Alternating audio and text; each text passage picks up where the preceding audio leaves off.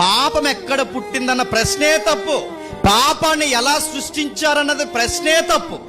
ఎందుకంటే ఎవరు సృష్టించారు అంటే దానికి సృష్టికర్త ఉండాలి. సృష్టింపబడింది అయితే అది స్పష్టముగా కనబడాలి. ఇప్పుడు చెప్పండి, పాపం కనబడతాదా?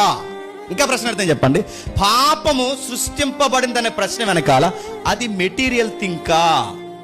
పాపం మెటీరియలా? పాపం పదార్థమా? పాపం ఏదైనా ఐకాన్లా కనబడే ఒక వస్తువా? పాపం వస్తువు కానప్పుడు, పాపం మెటీరియల్ కానప్పుడు, పాపం ఫోర్స్ కూడా కానప్పుడు పాపం క్రియేట్ చేసింది ఎవరంటే క్వశ్చనే తప్పు.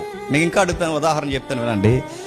పెళ్లి కానోడి దగ్గరికి వెళ్ళి ఎంతమంది పిల్లలను అడగడం ప్రశ్న తప్పు. ఆ మాటలు అర్థమవుతున్నాయా?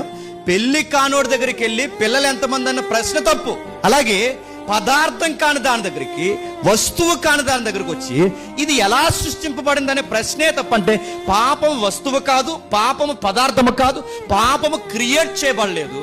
మరి పాపం అంటే ఏంటి?